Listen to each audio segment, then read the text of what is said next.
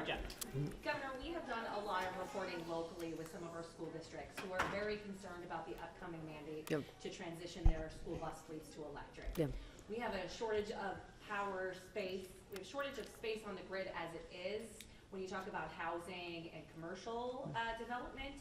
And they are worried there's just not enough power, one, and some about the costs of the actual buses and the infrastructure.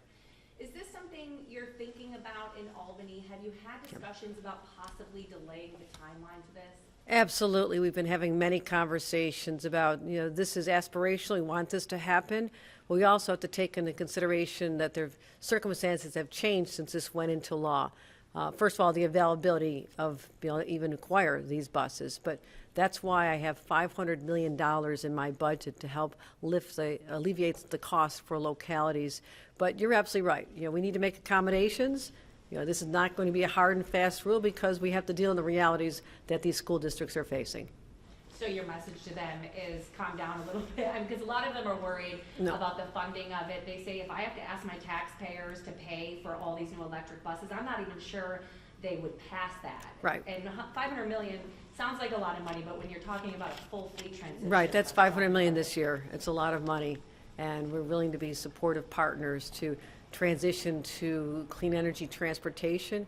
When you think about your child standing there waiting for the buses to come and picking up the other kids, and the bus comes and they have the exhaust, the diesel exhaust. I mean, this is also about protecting your child's health as well as the long-term health of our planet. So these are investments that need to be made.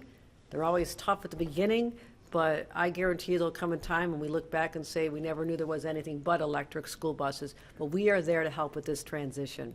And then time for one more, Natalie. Absolutely. Hi, Governor. On the topic of rock salt, I understand your office has been in contact with American Rock Salt to ensure they meet obligations for public buyers, but we have towns that have had to drive to Albany for supplies. More than 700 notices were sent out to offer assistance with delivery issues.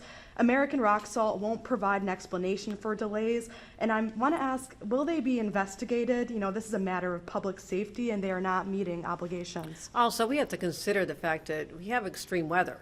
I mean, this is the worst weather we've had in a long time, and sort of sustained cold that requires constant salt on the roads. I spent a lot of time in local government.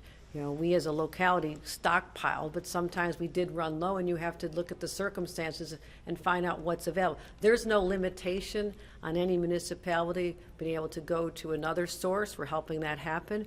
But I also want to say, in order to help alleviate the stress on municipalities and businesses, we are suspending, as of this moment, the requirement that there be certain hours of service, that you have to be, or limited hours on the road for truck drivers in order for them to have longer hours to continue their deliveries, to make sure that our municipalities in particular have what they need to make people safe. So this is a temporary situation, but also I know that the State Office of General Services is helping people right now as we speak be able to access what they need to keep the roads safe. That's our top priority, safety on our roads.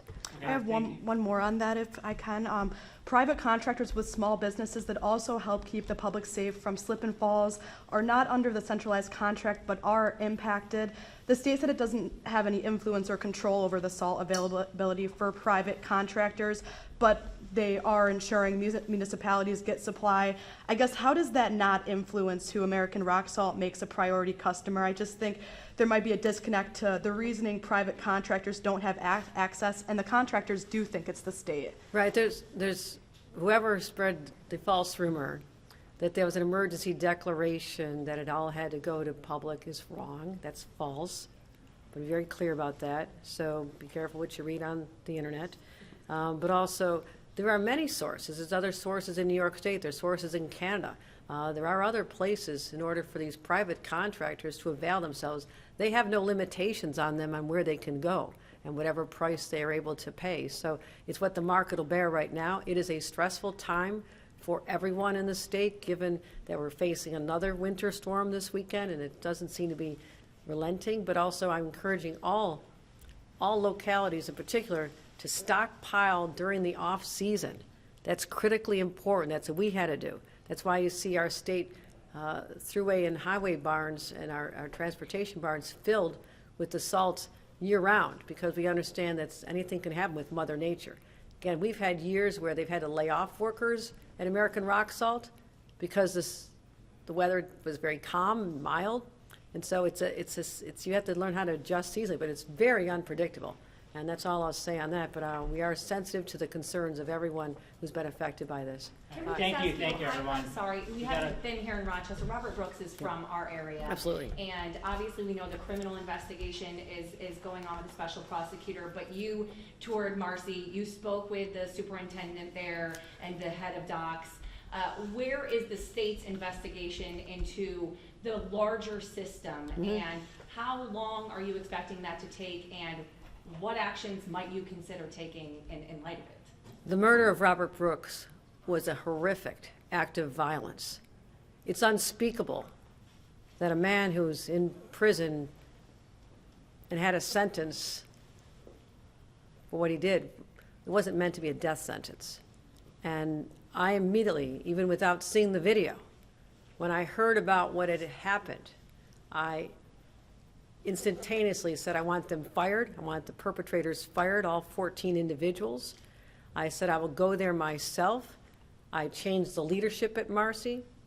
I also said we need to do more to make sure that every inch of a facility is covered with cameras that cannot be masked, and body cams as well. So we've allocated $400 million to add more cameras. I have called for a system-wide culture review to say, is this going on anywhere else? What is going on here? How is this happening?